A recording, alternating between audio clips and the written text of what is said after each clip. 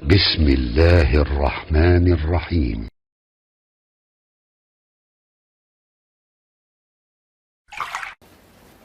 Mau tanya Pak Ustadz, tadi Pak Ustadz sebutkan bahwa dosa yang diampuni apabila kita berpuasa pada tanggal 9 Zulhijjah itu 1 tahun ke belakang diampuni insya Allah gitu. Nah, yang saya tanyakan, apakah itu dosa kecil saja atau termasuk dosa besar juga diampuni gitu? Bapak Ibu sekalian, ini bagus pertanyaannya. Ya, kalau diampuni setahun yang lalu, apakah itu yang dimaksudkan dosa kecil saja atau dosa besar saja? Atau dosa besar mencakup keduanya, besar dan kecil?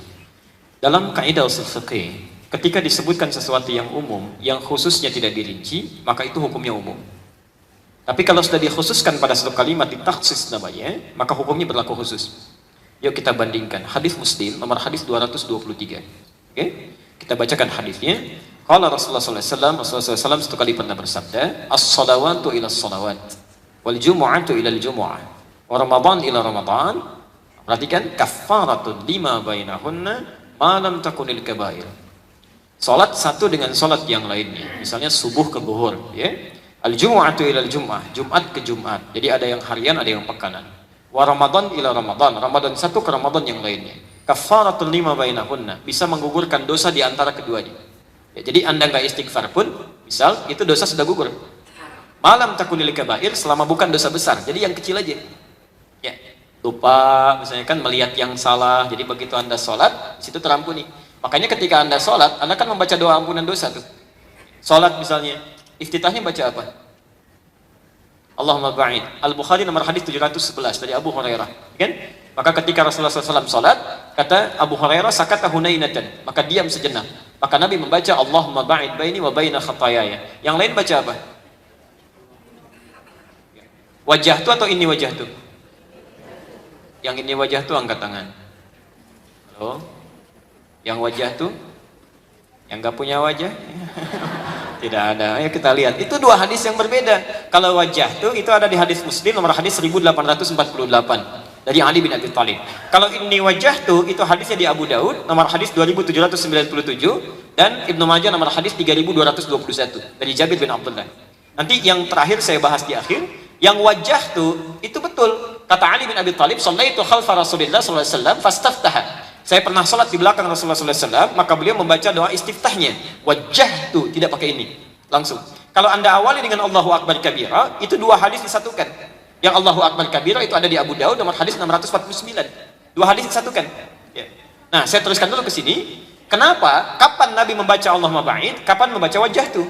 Ternyata wajah tu itu umumnya dibaca dalam salat malam.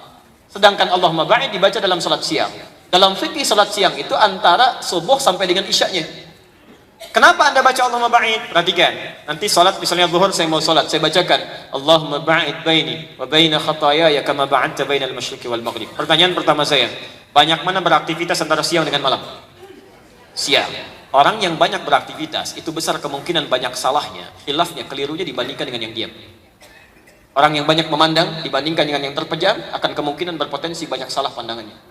Orang yang banyak bicara dibandingkan dengan yang diam otomatis akan lebih banyak besar kemungkinan keliru dibandingkan yang diam. Itu jangan khawatir, saya pun ceramah tidak akan lama-lama, takut banyak dosa gitu kan.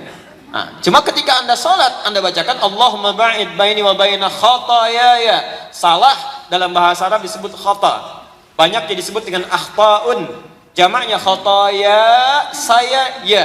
Ya Allah, mohon kalau saya dalam sholat ini membawa kesalahan-kesalahan yang bisa menjadi dosa, ya Allah, yang saya perbuat sebelum saya sholat.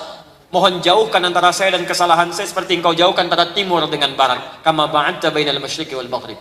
Timur dengan barat itu nggak pernah bertemu. Maksudnya jangan pertemukan dengan saya ya Allah sampai di akhirat nanti saya nggak mau lihat. Dengan kalimat Anda seperti ini saja itu sudah menggugurkan dosa-dosa kecil yang terjadi. Karena itu ketika sahabat pernah melakukan itu, ini kan ada seorang sahabat datang pada Nabi mengatakan, "Ya Rasulullah, ahkim liya haddan, tolong hukum saya sebelum salat zuhur."